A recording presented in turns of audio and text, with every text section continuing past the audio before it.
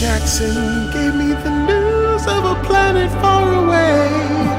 And Colonel O'Neill will assemble a team that will try to save the day. Dr. Sam has a master plan and a science attitude.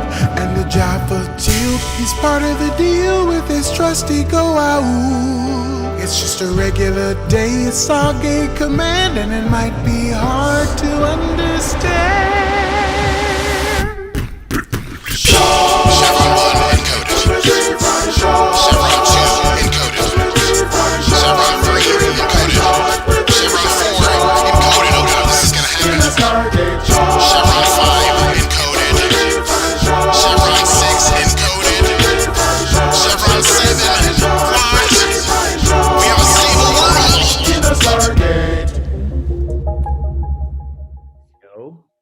There he is. Woohoo!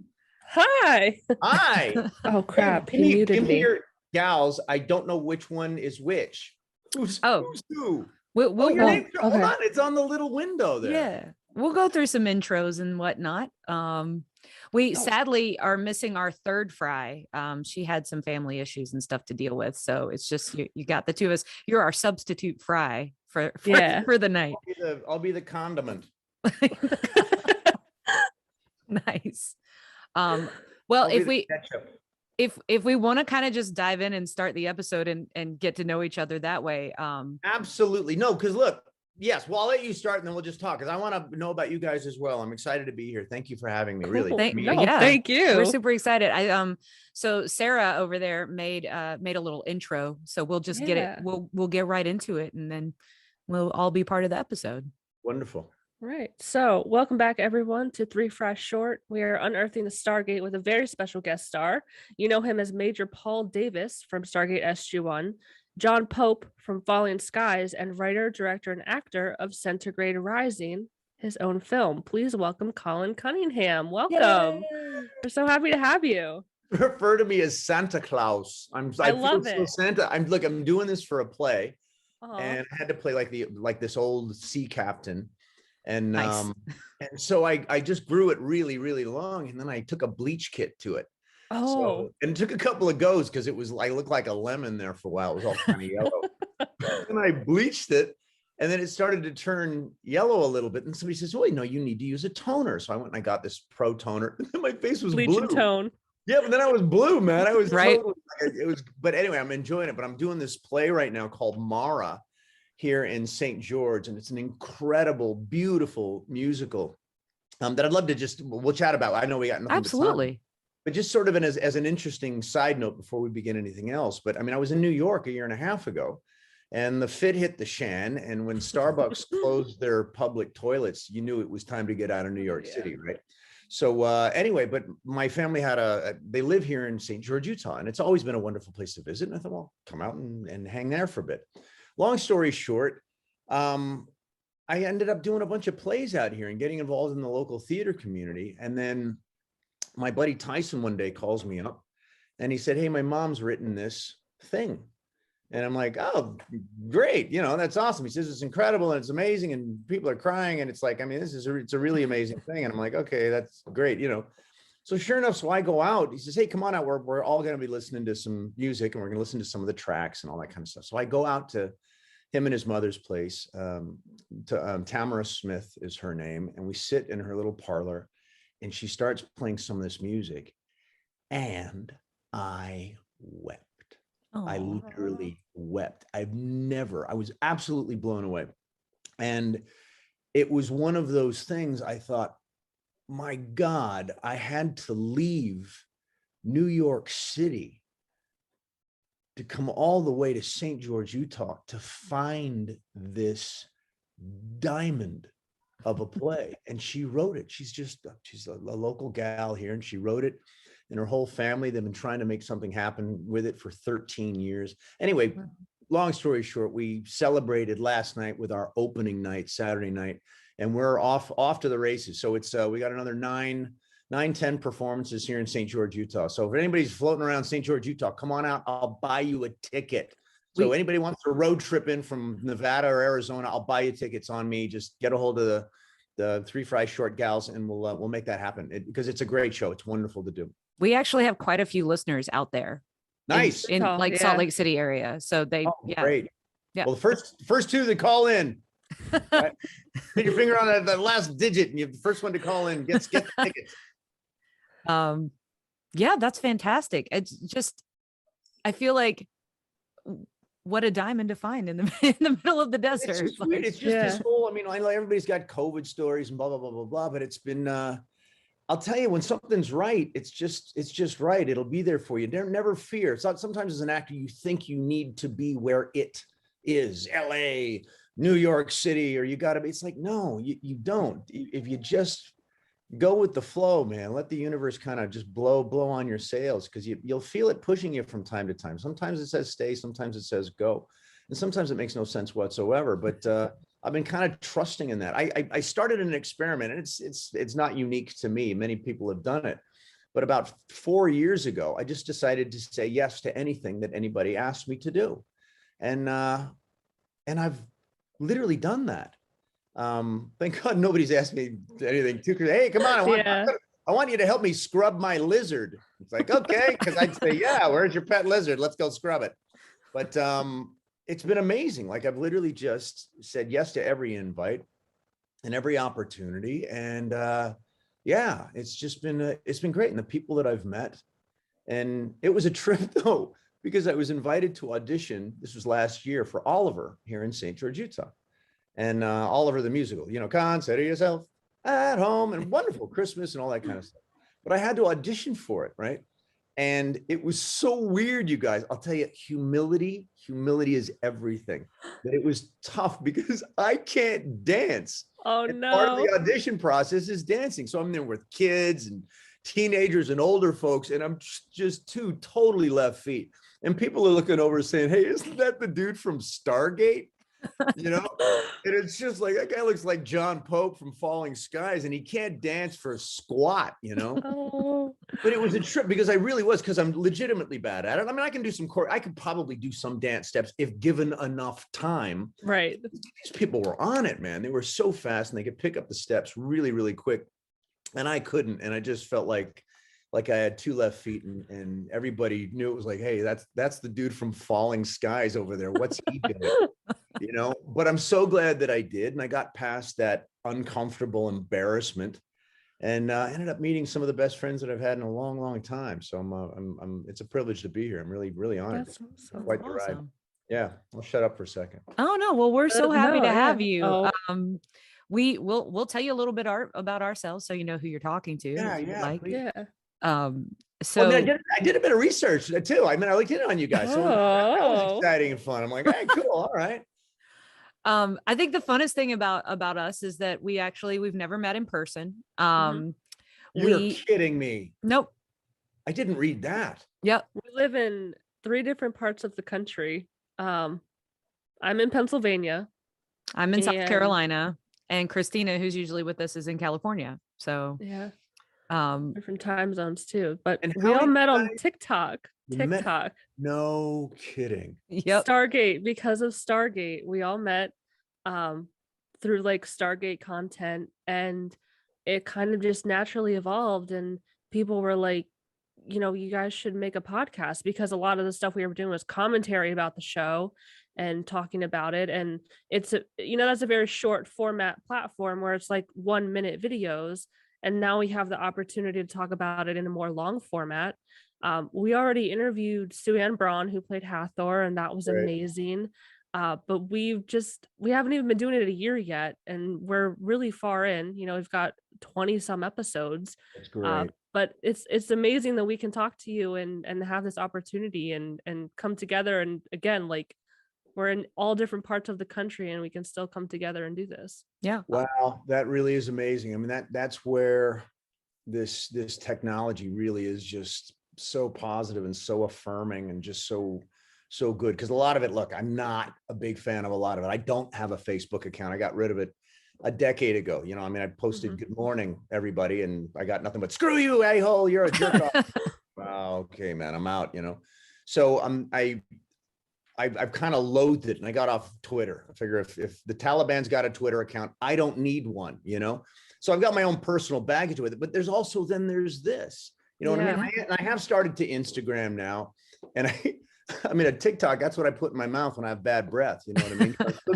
I still gotta learn so much of what's out there, because there's some magical stuff. It's really, really great stuff. Truly. I've really, I was souring to a lot of social media, and then I decided to go on TikTok. Actually, my COVID story is that I work in EMS, and I'm also a filmmaker, but I work in EMS, and I got COVID at the end of 2020. And so I'm sitting in my room for 2.5 weeks and rewatching Stargate SG-1 because my brain wasn't letting me like watch new stuff. Even the brain fog was so real. And I went on TikTok and I was like, I wonder if Stargate stuff is on TikTok. And I started searching it, and I found all these people doing Stargate content on TikTok. And I was like, holy crap, like Stargate is still really big for so many people. And that's so exciting. And it's just, you know, it's turned into our little Stargate TikTok family, actually. That's great. Yeah, I'm curious about something. Because I know I've read fan fiction, and I see sometimes people take clips from the show and they'll make a music video or something cool like that. Has anybody ever re-edited the episodes, like a mashup, but legit? Like they'll take just a completely brand new Stargate script based on the canon of all the episodes, and you'll pull Don Davis, and you'll do blah blah blah blah blah, and you'll put together a completely different script using the available episodes. Has anybody ever done that? I'm not sure that I've seen anything edited completely with all pre-existing footage. I have seen people create like original characters and kind of bounce them off of clips from the show. Oh, that's cool. Okay. Yeah. So, because there's a lot of cosplay stuff that happens on TikTok. The cosplayers are amazing. They look great. I just commentate and make jokes. Like that's what I do. But the cosplayers look fantastic. And Rebecca, you know, Rebecca does. Rebecca attempts to cosplay. Okay. Look, so here's a question for you guys, because look, I mean, and obviously I'm aware of just the magic that's SG-1 and just the whole franchise. But also I came into it not having seen the show and been a fan of the show. Like I came in as a worker. I came in as an actor, and here's this part, and I'm going to memorize my lines. And it's a blast, man. There's nothing better than acting, but it's still separate from the show as the show. So my connection to it is being fortunate enough to be a part of it, not necessarily. You know, I look at Breaking Bad, and I see Breaking Bad in the way a lot of people see Breaking Bad, not the way it was to shoot it. Yeah. That said, I guess my question is, what do you guys think that it is? Personally, how has it sustained itself through you? I mean, just, oh my gosh, you guys have your own podcast about it. I mean, so there's something about Stargate. What the hell is it? For me, like I grew up watching it, so it's very nostalgic, and it's a very nostalgic thing for me to rewatch. It's very comforting, like a comfort show, but you can watch it years later and still get something out of it, or you can kind of take a message out of it. When some people might be like, it's just a silly science fiction show from the 90s, and it's like, you're not getting, like, that's not the point. It's very human stories told through the lens of science fiction, where if you look at it today, you might think like it's not as easy to understand, or people might have these internal biases where they can't understand something. But if you look at it through science fiction and aliens and this strange and fantastical world, you might be able to digest some of these concepts easier than in the harsh realities of this current world that we have. That's what I get out of it. Yeah. I mean, I've always been a massive science fiction fan in general, for probably a lot for that reason, that it's a way to address issues and to think about things. And in my own storytelling, my own filmmaking, it's mostly science fiction-y sort of stuff for me too. And also, I don't know. I mean, the characters just grab you in that show. Like SG-1, it's just, in some ways it was, I mean, I'm a Sam Carter fan, so being able to see this strong female who's who's kicking a lot of ass, was really important for me too. So it's kind of, that's what gets you going with it, and then it stays. And then a lot with our podcast, we try to look at the show through that modern lens. And we even get to be critical of certain things in it through the modern lens, which is really interesting to go back and think about it too. What feels still relevant and still appropriate versus things from the 90s that maybe weren't as appropriate. So it's just, there's always something to come back to with it, I feel like. No, that's cool. So it's yeah, there's certainly a timeless quality about it for sure. Somebody once broke it down for me, which I found was really interesting, through a theological kind of spin, as just the mythology of it. And he was basically this guy had like countered episodes to Bible phrases, or Bible stories rather. And even going back further than that, because a lot of the stories he was saying from the Bible are even older than that. They go back to so many thousands of years, the Mesopotamians and the blah, blah, blah, blah, blah. And he was just kind of going on. And I found there was a lot of truth to what he was saying, actually. These stories, these iconic ideas, the myth of, and good versus evil, and freedom and the independent spirit, and just the different lessons to be learned, and just tough decisions and consequences. And it was like, it was really, really neat, because he was talking about Stargate. And I just thought, wow, man, that's pretty cool. It wasn't a God thing. It was just the stories. Sure. Right. Stories have been told over campfires and in caves going back to the dawn of time. Since there was a story to tell, these characters have existed to one degree or another, It's, and they have such a massive effect on us as a culture. And I've talked about it before, but you look at Star Trek with Nichelle Nichols. She helped recruit women in NASA, being on a television show and telling stories through television.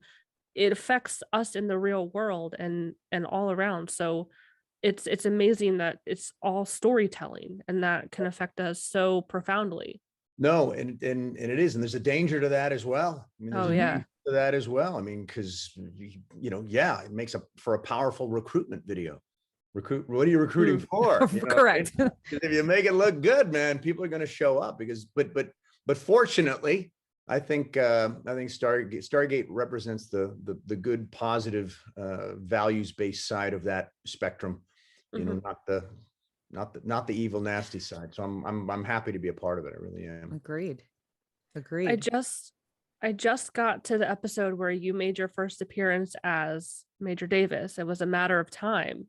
And I thought it was so interesting because he's a very by the books, strict, kind of right down to the matter of business. And you're a really energetic guy. How did you translate your energy into that very kind of strict by the book character? Well, look, I mean, that for me, it's not so much whether it was easy or difficult, because I was going to say, it was easier, it was hard, but it was just, it's what you do. It's exciting. You get to personify some other person, whether they're a common, cool John Pope, or whether they're a by the book Major Davis, or whether they're an insane homosexual android in Blood Drive. I mean, it's just all magic, man, because it's not me. I'm bored with me. I really am. I look at me and I'm like, I look like Pauly Shore and Edward Norton had a baby, and I'm just like, there's nothing that fascinating about me in terms of my looks. And all of my favorite characters, if anything, have been dressing up and looking different and not being me. Major Davis, though, looked a lot like I look when I'm unshaven and all that kind of stuff. So for me, it was just about just really try and focus on the text. And the text was, here's the scenario.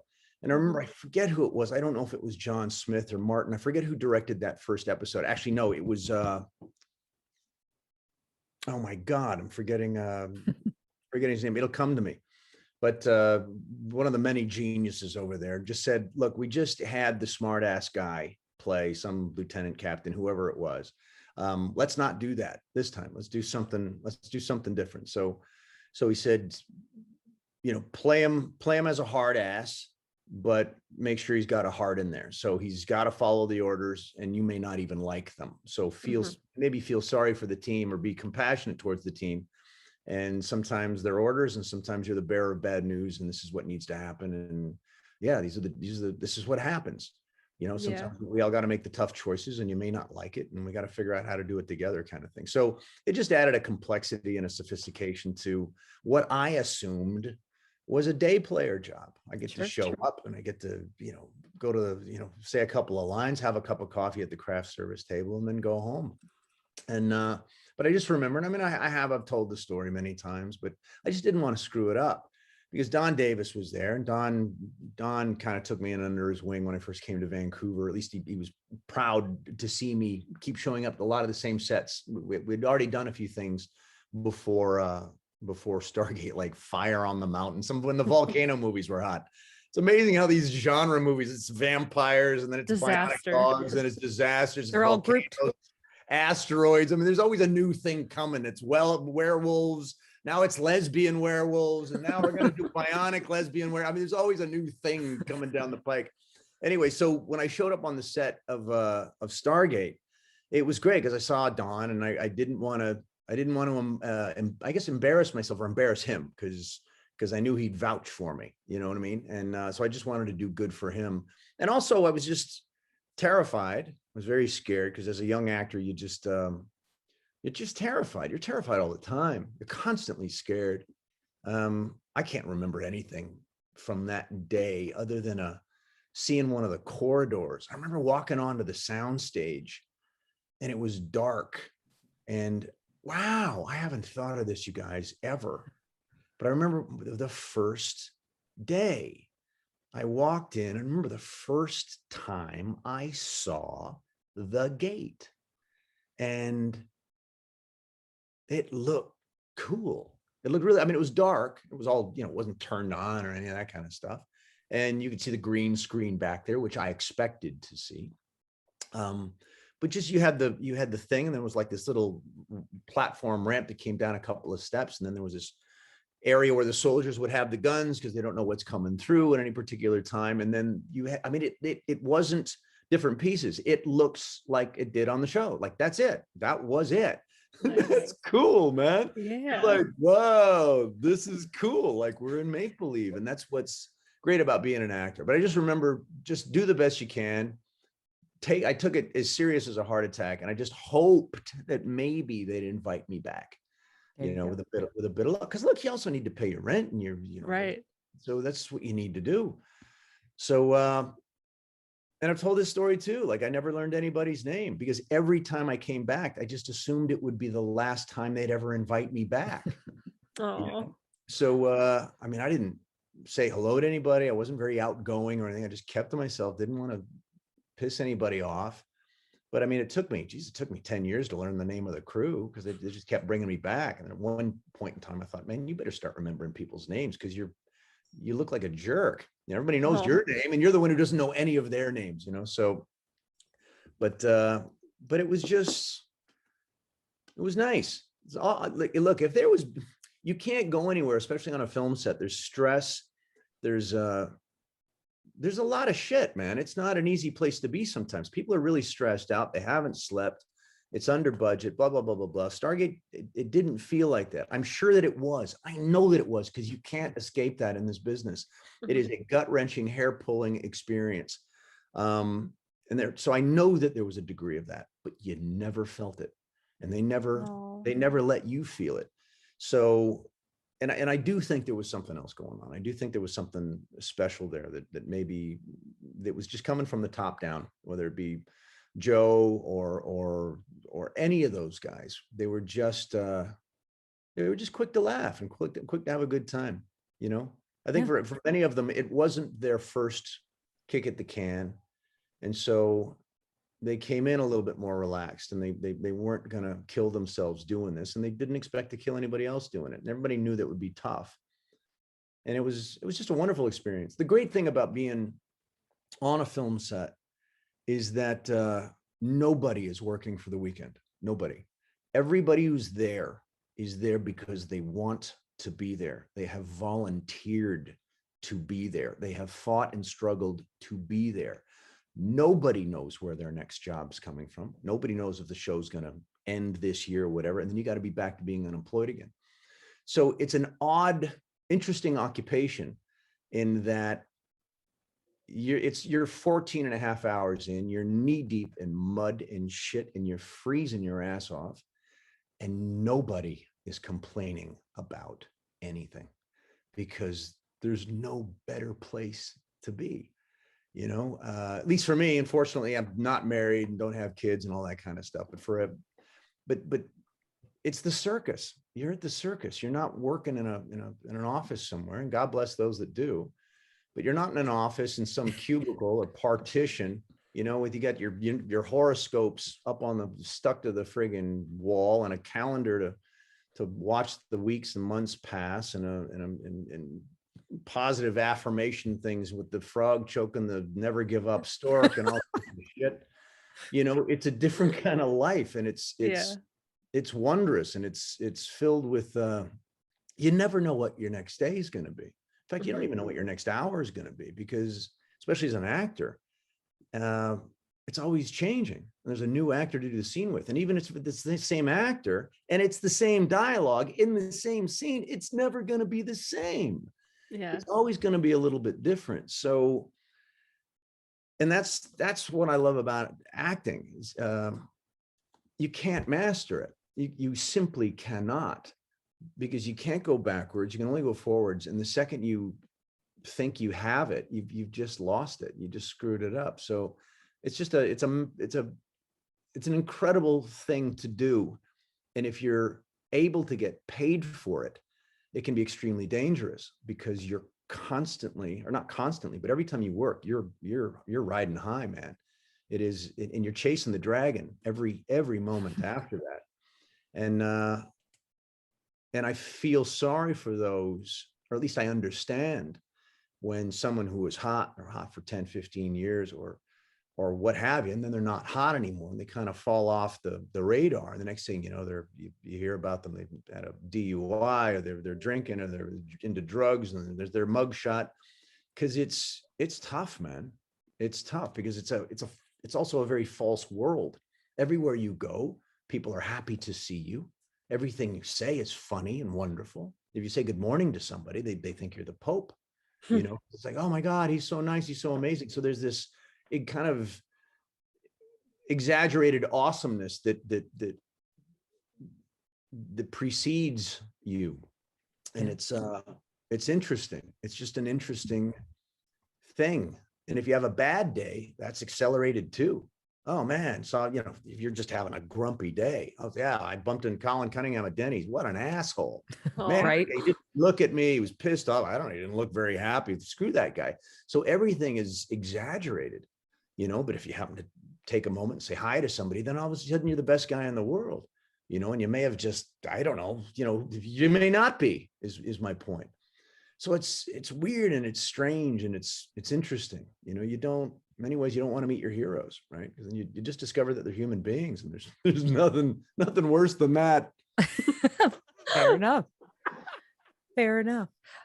So we have a couple of questions from listeners to kind of sprinkle into this interview. And I guess since we started talking about your first moments on with SG-1, with Stargate, Ellie from the Czech Republic asks you, were you aware of Stargate before you were cast? Yes. Yeah. Very aware of it. Boy, did I want to get on that show. I actually auditioned for Daniel Jackson. Well, everybody. What? Yeah, no, everybody. Anybody and everybody in Vancouver auditioned for it. And it's funny because when you look, I think about that now, and I think the actors that got these parts, I mean, they're so good at what they do. I mean, they're just so good at what they do. And it was also nice to see a show that say you auditioned for. Oh, I auditioned for that part. And sometimes you'll see the actor that gets it, and you're like, yeah, whatever. Not with Stargate. You could see it's like, wow, did they make the right call on that? Because there's magic with that actor in that part. So, but yeah, no, in fact, I auditioned. God, I think I must have auditioned at least 4, possibly 6 times. Oh my goodness. And I'm trying to remember who it was. Brad. It was Brad Wright. Said, man, we were trying to get you in. We kept bringing, I thought you hated me. He's like, no, that's why we kept bringing you back. See, let's find something for this guy. because apparently I'd done a good job on all the auditions. I was just not right for it, you know. So Davis popped up, and I got that, and the rest is history. What other roles did you audition for? Do you remember? Oh, I wouldn't know the names. I wouldn't remember the name. I guess any character that would have been roughly me that preceded Major Davis. Like Samuels, or because he was. You mean like? I think it was Samuels. Oh, Samuel. Yeah. Samuels. I can't remember. How many episodes? Stargate had already done a year. Am I right? Before Major Davis come on? You came in season 2, about halfway through, actually, season 2. Okay, yeah. So that's what. And how many episodes were they doing a year? Or a season? 20. Yeah. So there you go. There's 30 episodes before anybody got wind of me. You know, so yeah, it was one of those shows, and everybody I knew had done it. Yeah. All the who's. I think they just ran out of actors in Vancouver, so they had to go to into the bottom shelf to get me. You know. Oh. I like that your character was different, because a lot of the outside military that they brought in, like Samuels, they were in Mayborn, like they were kind of jerks and they were kind of slime balls. And your character he was by the books, he was helpful, like he wasn't there to ruin someone's day or shut down the Stargate program. He was like, let's figure this out together. Like, we got to figure this out.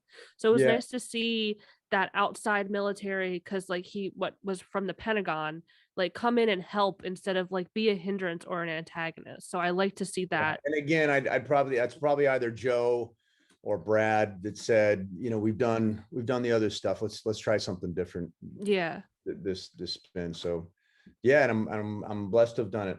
It made it, look, if anything, it makes it a lot more human, a lot more fun for the actor too, to play. Well, and again, I don't know, playing the jerk would have been fun too. That would have been fun. I feel like playing the jerk is often fun. So yeah. I'm going to try to play a video comment / question for you from a TikToker. So hopefully this is going to work. Let me know if it doesn't for some reason. Hey Colin, my name is Orla. I apologize for the pajamas, but it has been a very long day. I have a question about your approach to playing Major Davis. So we don't really learn a lot about his history. So I was wondering, like, did you create a backstory for him? And if you did, do you still remember anything that was in it? If you didn't, like, is there anything to do with the character and the role that it played in the overall arc that sort of made you think he didn't need to be as fleshed out as others in order to fulfill his narrative function? So excited you're on the podcast. I can't wait to listen to it. And thank you. Great question.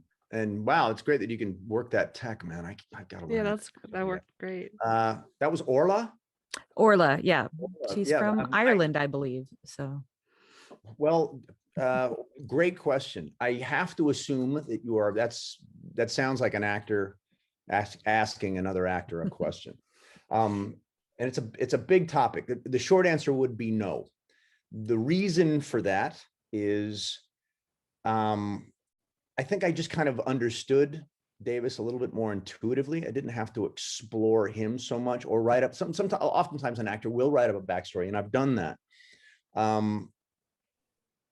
I stopped doing that when I realized that I remember being in I'm auditing, just checking out an acting class once, and it was very, very method. And the instructor was saying, you should know everything about that character. You should be able to describe your bed. You should be able to describe what you had for breakfast that morning, blah, blah, blah, blah. And he went on, and I'm thinking to myself, I can't remember what I had for breakfast this morning, let alone if I was playing another Napoleon, what Napoleon had for breakfast this morning and describe the oatmeal. I can't remember half the damn things I did, and that was 20 minutes ago. So for me, that application of, say, as a tool with regards to acting, at least on paper, didn't quite work for me. And even the painful stuff, I've repressed half the painful stuff. I don't want to think about the painful stuff. So I think in many ways, and that's created me, and I have to assume there's a measure of complexity with me. So I think for me, it's about make these words your own, take them off the page. You got to take the words off the page, and you've got to make them real, which means it's not about, it's so hard to just, it's very simple. You'll see a performance and you're like, yeah, that you'll see 5 actors walk onto a stage and you know the one that's on. Why? They haven't even opened their mouth yet. So obviously it has nothing to do with the dialogue. It has nothing to do with the words. It has nothing to do with the paper or even the play. But of course it does. Of course it does. But there's also why is that person who's sitting at a bar and not even speaking on stage, on television, why am I fascinated? And it's because they're thinking about something, they're pondering something, they're in thought. And an acting, there was a great actor by the name of Spencer Tracy, and his acting lesson, he was known for saying, look them in the eye and tell them the truth. That was his whole thing. I spent 10 years where it was look them in the eye and lie through your teeth. People rarely ever say what they feel or what they mean. Not that they're lying, even though they are. People are constantly lying. What they're doing more complex than a lie is they're testing the water. I know this is an extremely complicated answer, forgive me, but it's also acting. I'm fascinated by it. I'll try and tell some actors, the words are the last thing that happens in a scene. And they're the last thing that ever happens in a scene because they're the last thing that ever happens in a life. You will ask me a question. I will listen to that question. I'm listening. I hear it. Then I think, okay, first off, how does this question make me feel? Okay, because it may trigger something. It may, or maybe it not. And then I think, well, how do I have to, in which category do I want to come back with my answer? And how do I want to come back with it? And how much of a risk am I going to take in telling the truth? Because somebody may not like it. It may not entirely be appropriate. Will it be respectful of the show? Because there's people there too. And sometimes people piss you off. You think I'm going to talk about that? No. The context of the show is the celebration of this show. And I'm not going to disrespect that.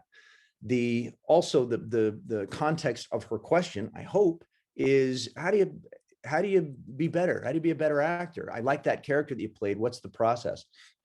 So I guess it's you run the dialogue 1,000 times and you run it in 1,000 different ways, like legitimately, because there's 1,000 different ways to play it. You can have 10 actors play Major Davis, completely different people. And I promise you, they'll all nail it. They'll all nail it. You can have you pick your type, pick your age, pick your whatever. If a good actor is going to give their personal thing, and that's the thing, they're going to give through their own personal filter. They're going to speak their truth. So ultimately, Orla, I would say that if you're doing a scene, speak your truth. Even if you're playing an airline pilot or the Queen of England, you've never been the Queen of England, or you're playing a heroin addict. You don't have to become a heroin addict. You don't. But you can research enough. You can maybe study how a junkie walks or fidgets or the different stages of it. I don't know. And then find the one that whispers to you. And then with a bit of luck, you'll be sitting here talking to these two lovely gals on this podcast. But good luck to you. Thank you. Thank you for that answer. I'm going to roll into a couple more videos because I definitely want us to be able to talk about your current thing that you're working on. But I do have some other videos of people who are asking you questions about things in the past. So wonderful. Thank you. Let's see. I'm going to play one back to back because they kind of have similar questions. But I want to honor both of them to play them. So let's see. I should be more prepared. Here we go. Hello, Colin. Probably get this quite a lot. I'm a big fan of SG-1, mainly SG-1 with Carl and everything, and yourself. I have a question, if that's all right. What is your most memorable moment in Stargate, and what is your most funniest memory of the SGC, and what was it like working with the rest of the cast? So that's one. And this kind of a similar question from somebody else too. So Hi, Colin. I'm a big fan of the show, and all the actors involved. Absolutely fantastic. I would like to know what your favourite moment was when you were acting on set. that's it. It's very short Great. and to the point. Wow, no, I can think of a couple of different things. And there were many. There really were many. Gary Jones is one of the funniest human beings I've ever been around. Like truly. So just to have Gary in that control tower is being anywhere near Gary Jones. That's a favorite moment. Another favorite moment again was again just that first day seeing Don Davis. Peter DeLuise is a very special human being from a very special family, and he's got that DeLuise magic. I was a huge fan of his father, and so to meet Peter was actually neat. To meet him as an actor was neat. A little sidebar note: I waited on Peter at a Korean restaurant called Uleok on Western Boulevard in Hollywood. I have And so many questions about you waiting at a yeah, Korean restaurant. I waited, at a Korean restaurant, which is traditionally Korean female, and I was a white Caucasian waiter, and but it was great. It was wonderful.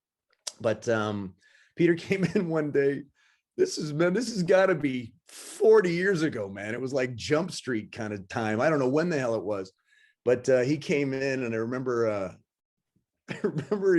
there was a tip that was put down, and it was like, I don't know, $20. And I'm like, awesome. Yeah, cool. And I remember he was with some girl at the time. I don't know if they were arguing, or I can't even remember anyway, but I just remember when I went back to get the bill, the tip had been cut in half. It was now $10. You know what I mean? And I remember, oh, okay, Peter owes me $10. In fact, I joked with him once. I think when I first met him, I said, "You owe me $10," and he was like, "What?" And he was busy, and I never explained the joke to him.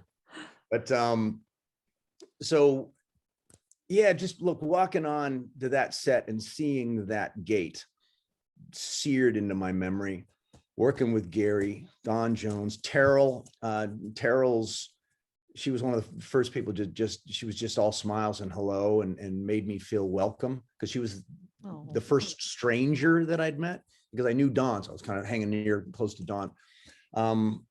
Amanda Tapping's generosity. I don't know if she'll remember this or even recall the story the same way, because it probably wasn't a story to her. It certainly was to me. But I remember I was very nervous once, and I couldn't remember my lines. I was just nervous as hell. In fact, the odd thing was that I'd already been on the show, and I think it was Atlantis when I came back and did. And I was just nervous as all hell. Anyway, I totally was screwing up my lines, and then we did it again. I was getting worried about it, and then sure enough, she screwed up her lines. She dropped lines. Oh, I need to go again.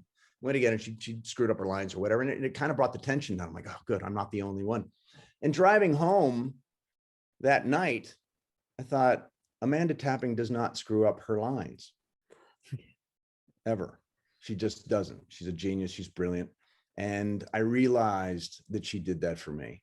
And I thought, wow, man, that chick is cool. That was cool. It was just an extremely professional thing to do. It was a beautiful thing to do. And I never forgot that. I thought, wow, that's cool. And it didn't hit, because I just thought, oh, wow, because we're all human, right? Then I realized, no, Amanda's not human. She's superhuman. So I remember that. I remember Richard, Prometheus, I believe was the name of it. And I was as ready as I've always been. I'm always very, very prepared.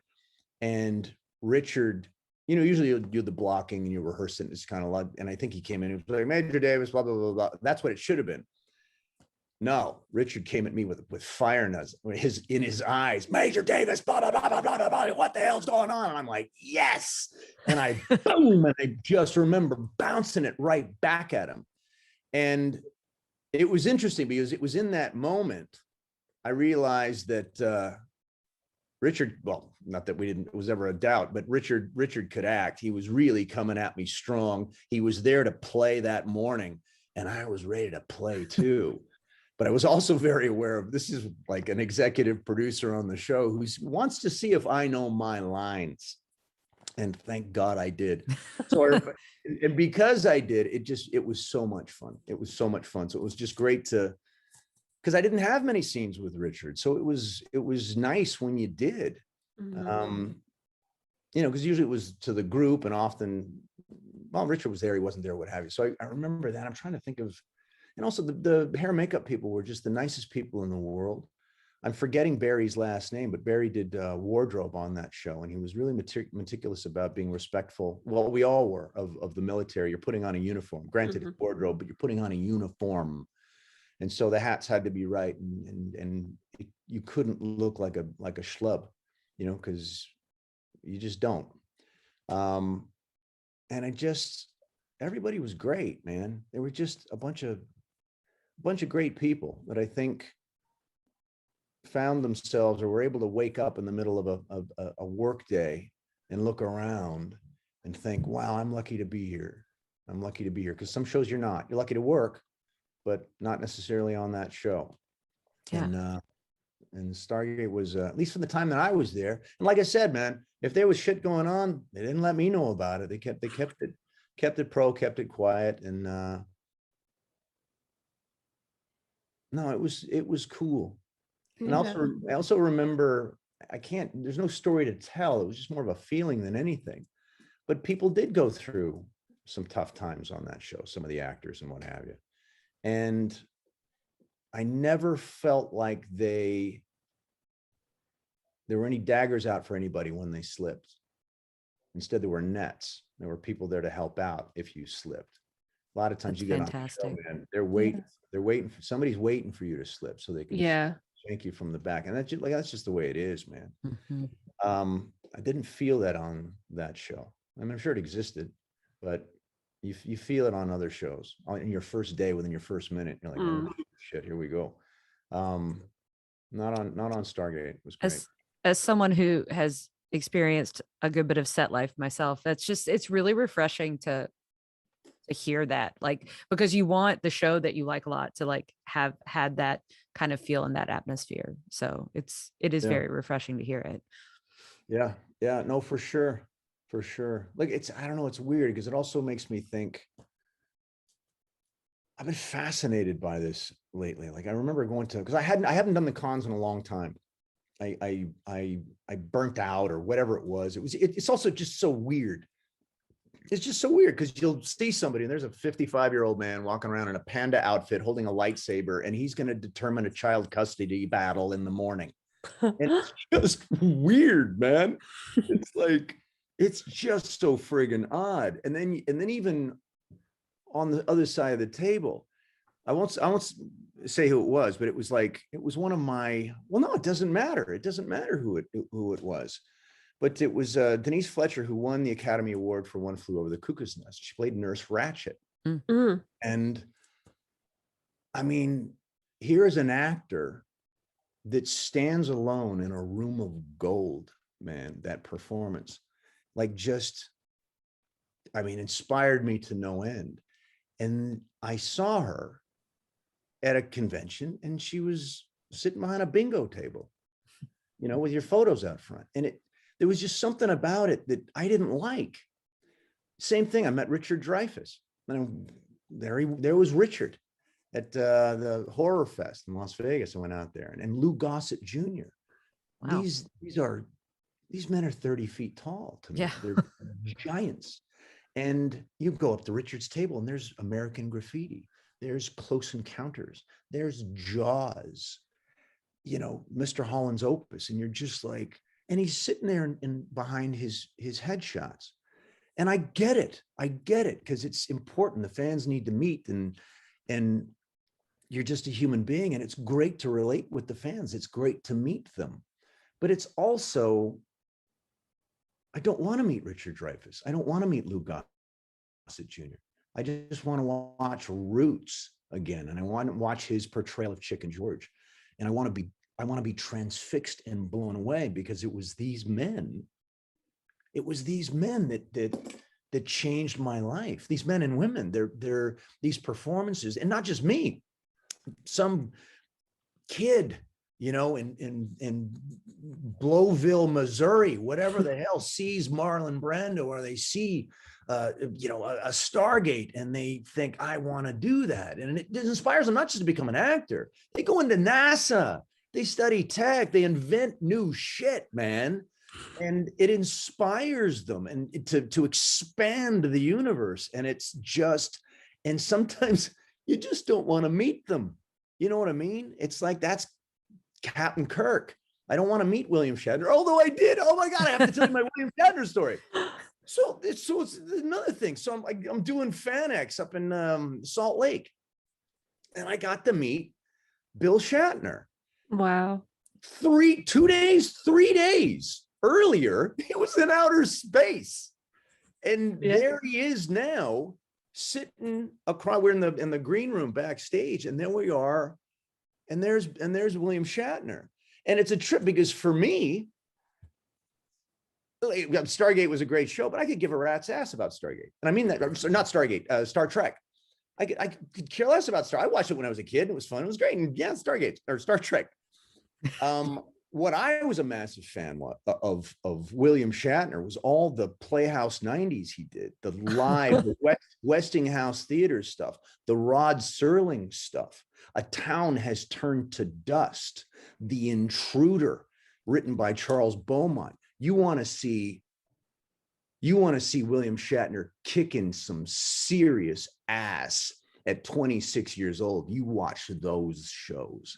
And a lot of those shows were done live to the nation, live. Wow. That means if you screwed up your line, your career is meat. You are dead. It is over.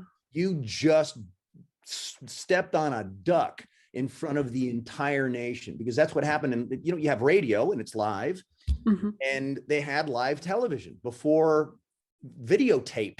There was no pre-taping anything, because there was no tape. So the TV, you know, it was like a radio signal. The TV signal went through the air, and the receiver, instead of a radio, it would come to your television. And they did these plays live on the spot, man. And some of them were incredibly awful, and some of them were incredibly special, because it was all done live. Anyway, so I was, if anything, that's where my link to William Shatner was. That he was in outer space.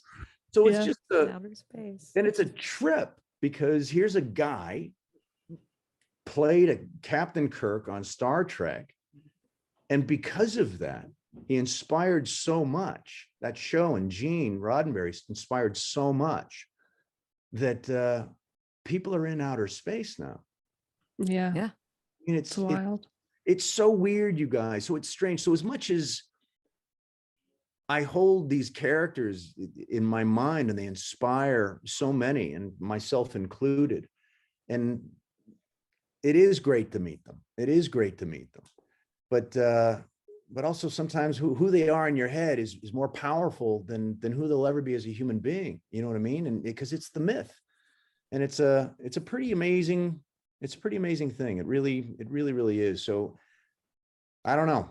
I'll tell you another story. Like I was in, I forget where I was. I was in England, I think, at a convention, and there was Christopher Mayhew, or Peter Mayhew, played Chewbacca in Star Wars. So I'm like, wow, that's Peter Mayhew, and he's sitting behind a table. He's sitting behind a bingo table, just like me. And it's just, it's also that. It's the just like me thing. It's like, no, that's Chewbacca, and I look like Edward Norton and Pauly Shore, you know? So it's just, you know, what am I doing here in this room of gold, of these diamonds, you know? But anyway, I wanted to get Peter's, I want him to sign a Chewbacca photo for me. So I wait in line, and I get up to Peter. I'm like, Mr. Mayhew, and he says, oh crap, Colin Cunningham says, man, we love Stargate. My wife's a huge Major Davis fan. hey, can we swap photos? And I was just like, holy shit, man. Like, that was so cool. It was just so cool. It was just so cool. And it's just so weird. It's just so weird and so strange, you guys, you know? The whole everything about this whole, it is so bizarre. I like 100% agree. It's so bizarre. Like, I like going to cons. I like meeting people. Sometimes, rarely, but sometimes it's not the best experience. Most of the time it's a great experience, but it's just like, then I go and try to get introspective with it and say, what is this? Like, why am I feeling like I'm feeling? Like, it's just so strange. Well, I really celebrated I celebrated the nonsense of it all. And I mean that in its most profound, wondrous form, especially after a year and a half of all this shit. Yep. It was just so nice to be silly again. It was just, and I just thought Willy Wonka, you know, a little nonsense now and then is relished by the wisest men, you know, and I thought, yeah. So when I spoke to Dan Farr and he invited me up to FanX in Salt Lake, I was like, yeah, man, it was nothing more wondrous and more just fun and silly and people connecting again. And it's important. It's just important. I don't know why or how. You know, I mean, I suppose I could say, oh, what, like, you know, grown adults walking around like children. It's like, well, yeah. Every now and again, I wouldn't recommend it every day, but it's important, because if you lose that, look, if I walk onto a film set and it no longer feels like magic and I'm no longer a little nervous and I'm not like, wow, then it's time to quit. If you can't find excitement in that, then get the F out of the way and let the next guy or gal come up. Let them find the magic, because you're too friggin' old for this. So go home. So absolutely. And I'm still overwhelmed by it. It's just magic. It's just magic, you know? Yeah. I remember working on, sorry, go ahead. Oh, no. Continue. No, I was just going to say, I worked on it was the first show I'd ever been a regular on. It was a show called Big Sound, and I don't even think you can even find it back in the days of VHS. Challenge accepted.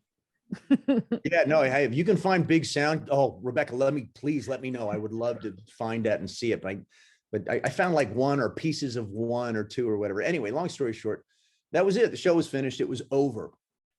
And I made a point of, when I was done, that was it. I was ready to, instead of getting in my car, I went back to the studio and I walked through every single set, and it was empty, absolutely empty. And it was at half light, you know, just for insurance purposes. And it was this dark, it had immediately become a ghost, and I could almost still hear the scenes and the laughter and people saying, you know, quiet on set, roll sound. And all these ghosts just started kind of emanated from the walls. And it was my first one, and it could very well have been my last one. So I walked through it with immense purpose, and my eyes were wide open, and I thought, remember this, because this is magic, you know? Yeah. Wow. Yeah. So speaking of Salt Lake City, I have our next video. It features two people in Salt Lake City talking to you. I met you at FanX Salt Lake. Yeah.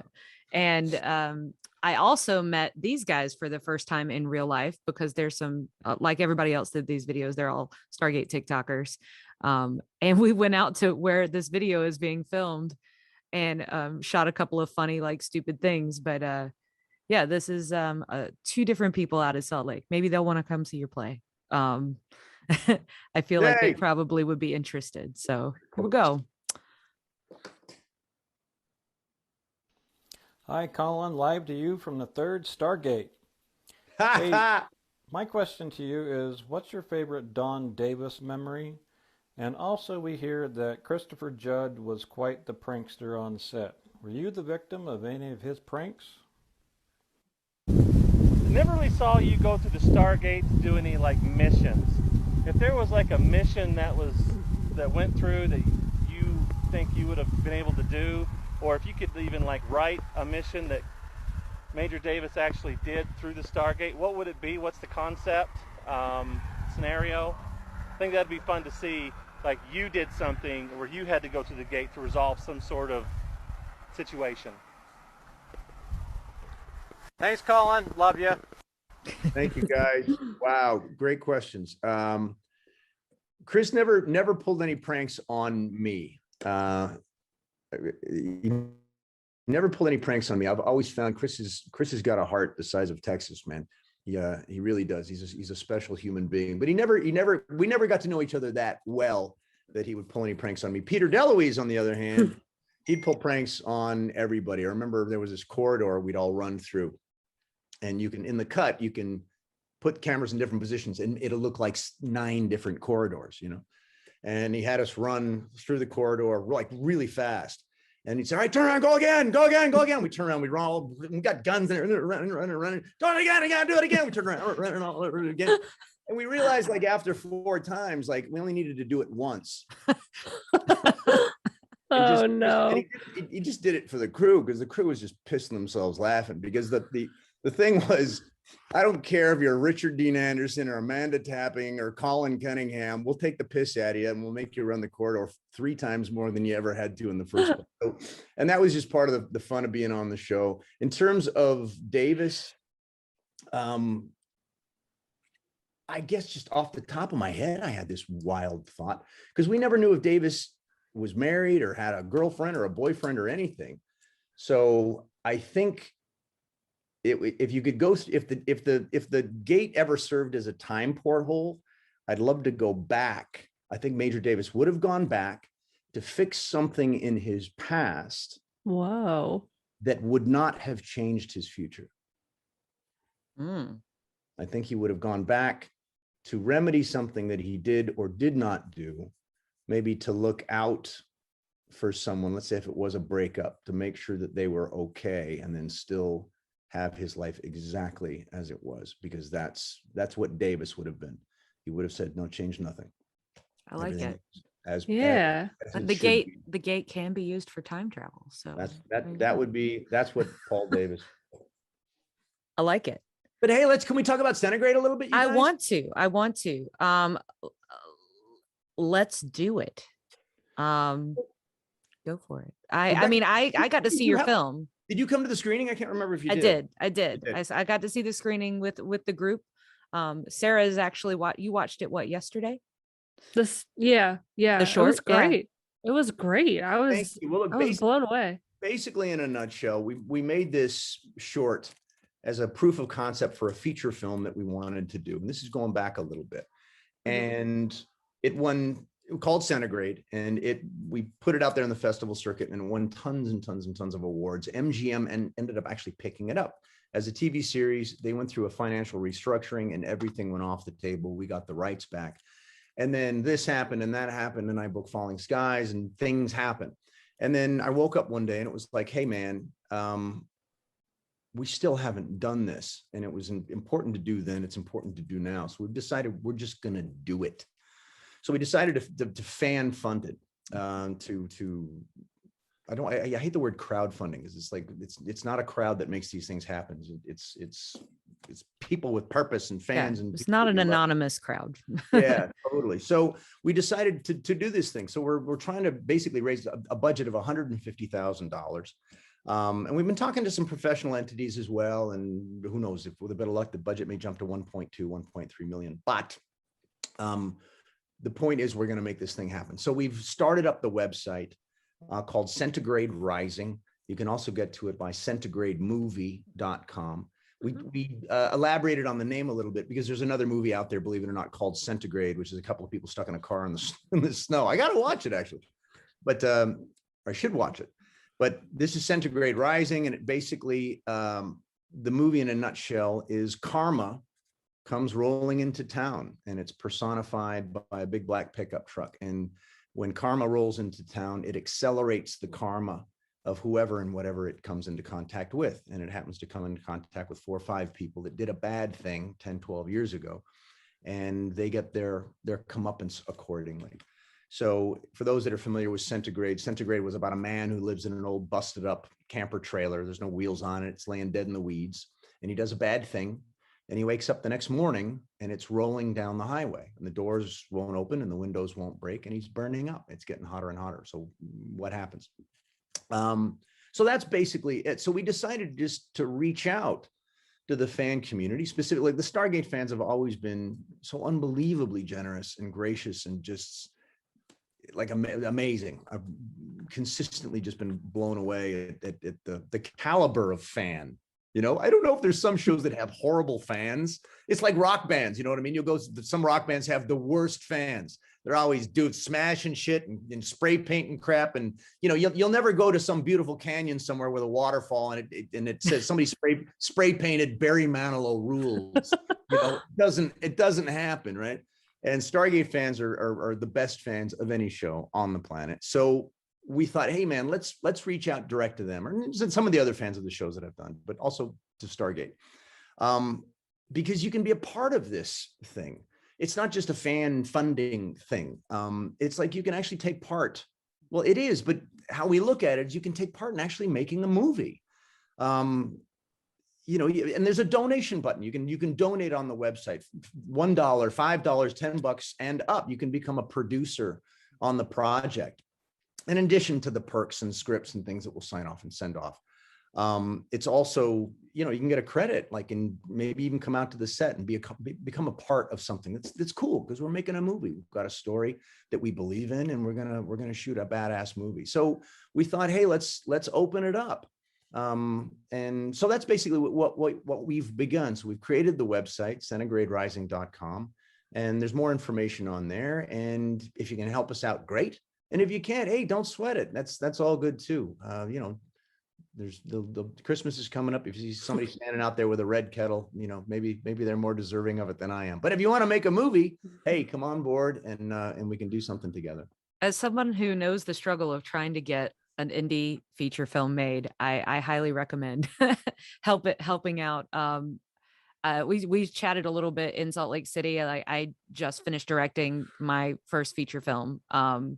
And we crowdfunded it as well. And it's amazing, Rebecca. It's a massive hustle though. And I know you guys are all, you know, going through that right now too, but it's just a constant hustle trying to get together what you can and to be able to respect and, you know, do for everybody who's working on the project what they deserve. So like for us, it was majorly that we didn't want to, you know, we wanted to be able to pay people for what they were doing for us. And we you know, that was the most important thing for us, because my creative partner and I made plenty of films back in the day, but the shorts and whatnot that people just volunteered their time. But we were like, no, this is really important. We want to be able to do this for people. So, but trying to get it all together is such a hustle. Yeah. No, and it's funny. If you knew what it took, you'd never do it. You'd never do it. Nobody's that stupid. So you have to be there's this profound ignorance that comes with making movies, because you wouldn't do it if you knew what it was going to take. And that's the beauty of not knowing, because you get to define impossibility. You're going to discover what impossible is, because you don't even know where the boundary is yet. It's a lot harder to make your second movie than it is your first, because don't tell me that. Well, in many ways it's true, because you've had your ass beat to a pulp on the first one. You've had your ass kicked, and it's tough to show up for that second one, or at least you want more money, so then you spend more time on money so you can pay more people. But it's tough, man. It's tough. I remember it was Brian Grazer, Ron Howard's producing partner, and they had the success with a movie called Splash with Daryl Hannah. And that was a huge hit, and it still took him, I think, 5 years to make his next one. He couldn't get the money. You just had a hit with Daryl Hannah, man. Still, it was like pulling teeth, just trying to get the next one going. Yeah. So it's difficult, but hey, you know, it's worth it, right? It's good. Absolutely. So where did the inspiration for this film, like, where did it originally come from? What made you to say, I need to tell this story? Like, well, the idea of a guy, you know, living in a trailer and then waking up the next morning and it's moving was I thought, hey, that's kind of cool. There might be something there. And interestingly enough, the feature idea, there's been like 6 of them, because we also had a low budget production company that was interested. And they said, well, it's a little too cerebral right now. And I said, well, what do you guys do? And they said, well, we like action movies. So we need like Die Hard on the Road. I'm like, okay. So we wrote a Die Hard on the Road version. And then another one said, no, I like more of a Twilight Zone-y kind of thing. So it was like more of a Twilight Zone-y thing. So, but look, I've always been a big fan of the Black Mirror, of the thriller genre. Not necessarily, the sci-fi is good, but if you add the thriller to the sci-fi, the Rod Serling stuff. And have you ever seen you should see his interview with, is it Dan Rather? No, it's not Dan Rather. Who the hell was it? Oh, goodness. It'll come to me. But he did this. It's so funny. He was known for Rod Serling doing these social commentary plays on prejudice and blah, blah, blah, blah, blah. And a lot of stuff at the time that was kind of taboo. And he was right there. And he got into so much flack for it. And he ended up doing this show he was producing or coming up with called The Twilight Zone. And they said, well, is this more social commentary? And he lies. He lies so bad. He said there's no social commentary whatsoever. It's pure sci-fi. It's pure fantasy. There's no social commentary whatsoever in it. And he says that with a straight face. And boy, he just lies through his teeth, because there was nothing more charged than the Twilight Zone. I mean, they went at everything, man. So it's fun to take a genre like sci-fi and to examine, like you were saying, through it, whether it be a modern lens or an older lens, or, because modern, that's going to be over 30 years from now, it'll be a whole other thing again. Correct. So, but it's great. It's you're able to take this genre and see today in it, you know what I mean? And apply decisions that need to be made and do the right thing. So in many ways, that's what Centigrade Rising is about. It's about not so much when you do the right thing, the good that happens. It's when you do the bad thing and nobody even saw you do it. Is there a payback? Did something see it? Was it registered somewhere? Is there a karmic something? You got away with it, man. Nobody saw nothing. But does that mean you really got away with it? Maybe there's something else that will come to visit one day, whether your own personal karma or whatever. Things come full circle. So that's what the feature film will explore. I can tell you from watching the short film, in and of itself, it was a beautiful piece of film. I was so entranced with it, but then I'm like, I want more. I want to know, like, who was pulling the trailer? Why were they? It kind of felt like there were elements of like some type of supernatural elements in there of like, he couldn't escape. Why not? Like he took a baseball bat to the window and couldn't get out. Why not? So I was left wanting more. Like, I want to know more of the story of what exactly is going on. And I'm ready for the full movie for sure. He gets out and he befriends a golden retriever and he inherits an all-girl basketball team and they go to the championship and win.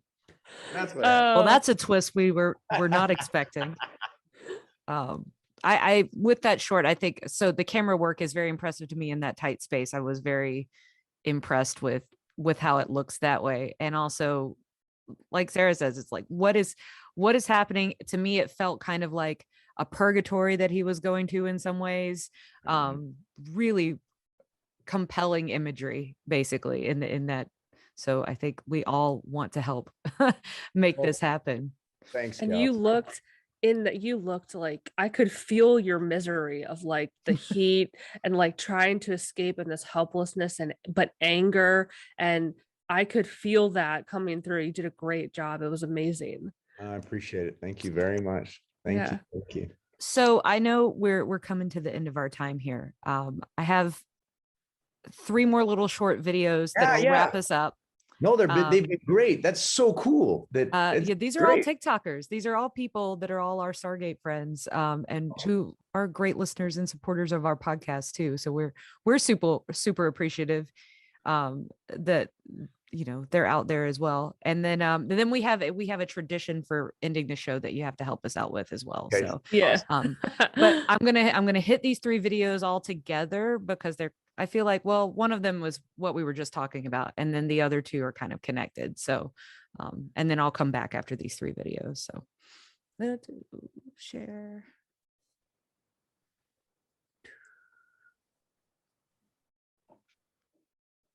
Wait a minute. You guys also have great podcast voices. Oh, thank you. That's great. Appreciate it. All right, here we go. Hi, Colin. I don't know if you remember me. We met at FanX in Salt Yes, Lake I do. City a couple months ago. You course. signed my hat and did a cool magic trick for my daughter. Thank you for that, by the way. She was having a rough con until that happened. I was so starstruck and caught up in meeting you that I forgot to ask you what current project you were working on. I saw that you had an advertised poster about it sitting on your booth, but I didn't get a chance to ask you. So I'd like to know what current projects you're working on and if there's anything us fans can do to help promote it. Wow.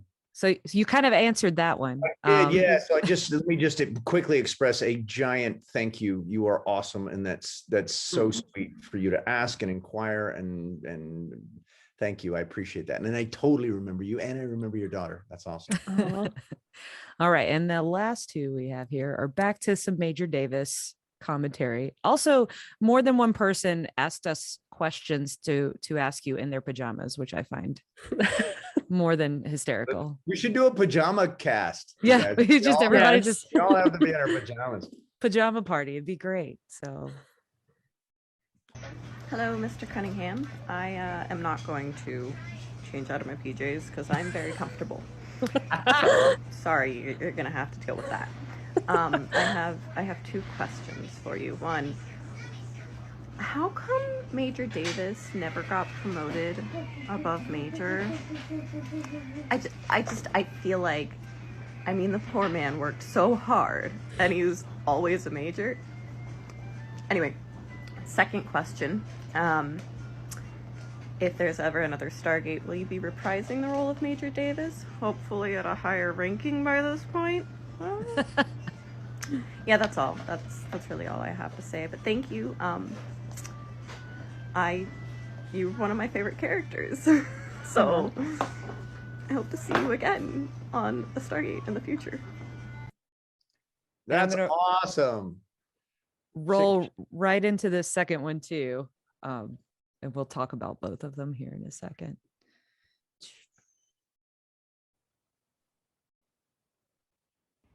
Hi there.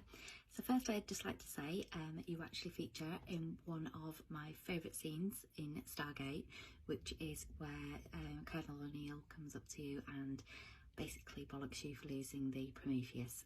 That was the one! Amazing in that scene. So I'd just like to say that. My question I'd like to ask you is, if Major Davis was to feature in a fourth series of Stargate, what do you think he would be doing now? Would he still be at Stargate Command, or would he have gone to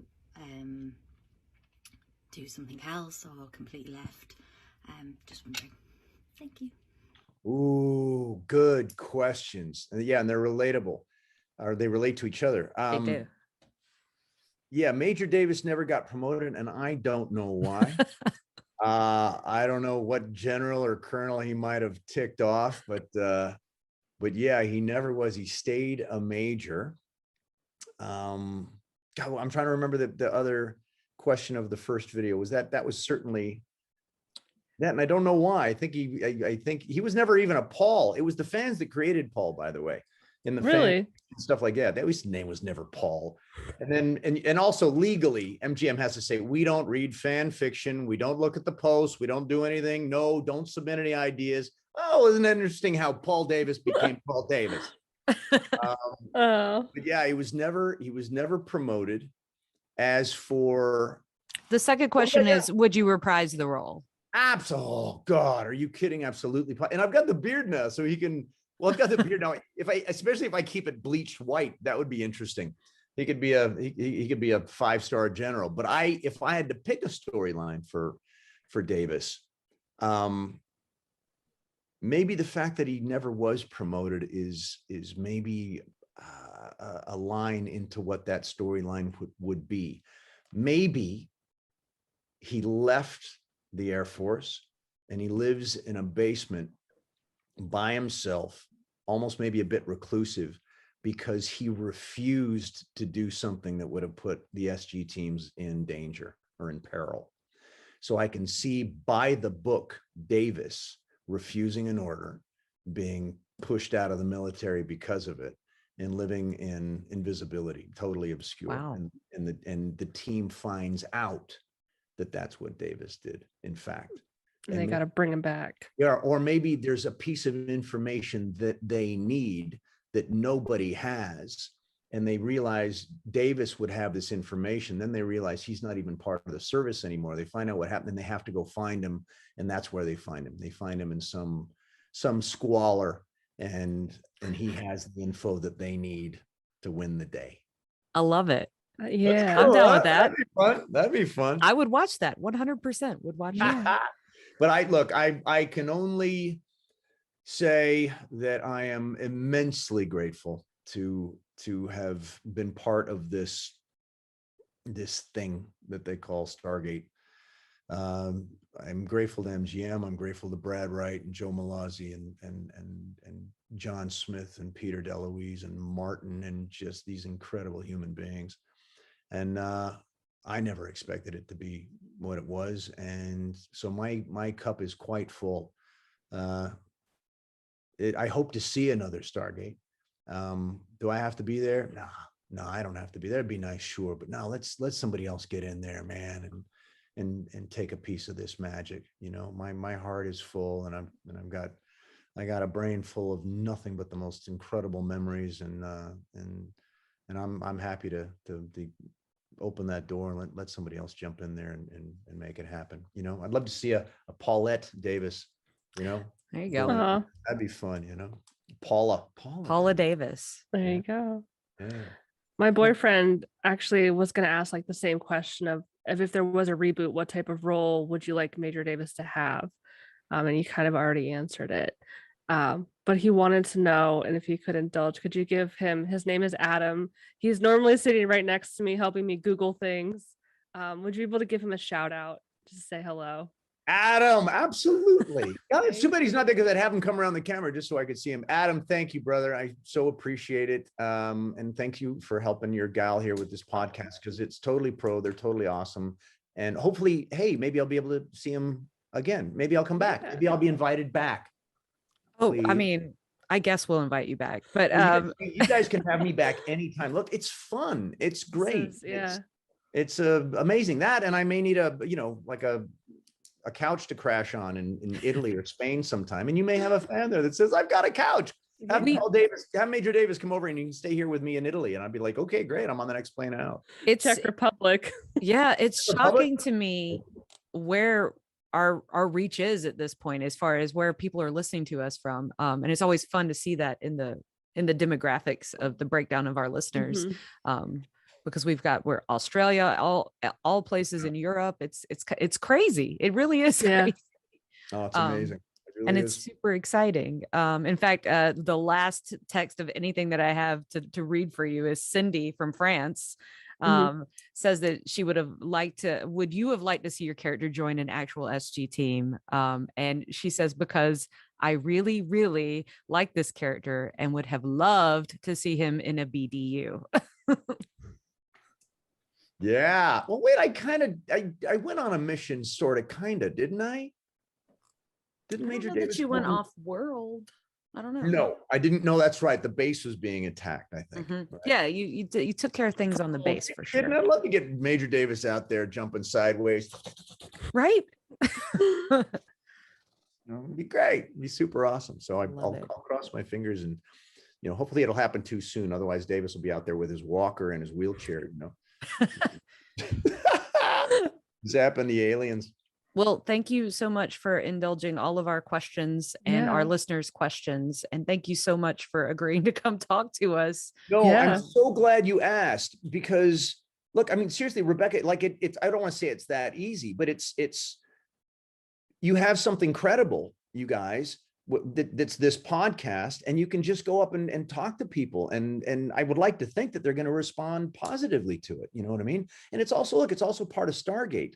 So there's almost there's going to be a couple of loonies and wackos out there all the time anyway, but it just has this, at least until somebody destroys it, it just has this air of goodness about it, so people are just going to assume that what you're presenting is something worth doing. You know what I mean? So And So I'm we glad you did. Thank you.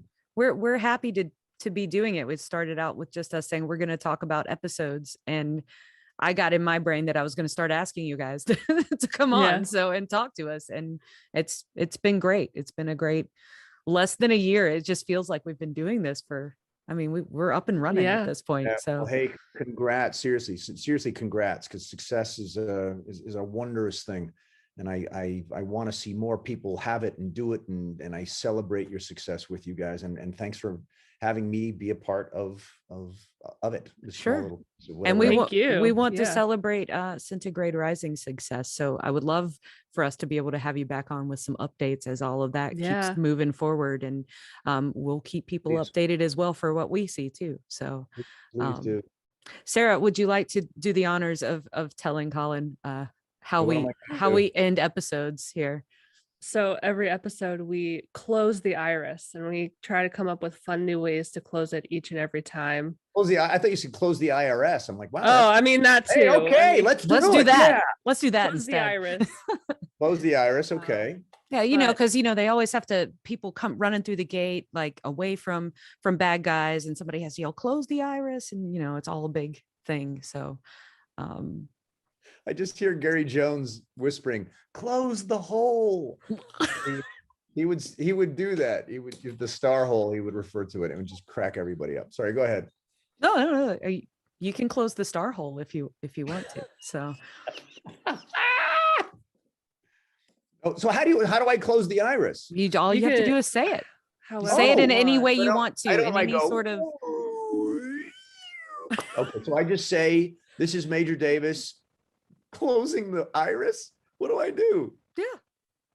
Oh, However you want. Yeah. Well, ladies and gentlemen, Stargate fans here, there, and everywhere, this is Colin Cunningham, also known as Major Paul Davis from Stargate SG-1, and I am now officially closing the iris. Thank you. Yay. Thank you so much. Thank you. Guys. All right, you guys are the best. Rebecca, thank you so much. Thank you, Sarah, so much. Thank you. And we'll talk to you guys soon. Yeah. Yeah, absolutely. Yeah, we'll let for you know sure. when the episode will be up on Friday. But and happy Hanukkah to the Hanukkah people. I'll add that in. I'll add it in. Yeah. Hanukkah, menorah. All right, you guys. We'll see you later. Good night. See Good ya. night. Thank you. Good night. I gotta hit my leave button. That's it. Bye-bye. Bye.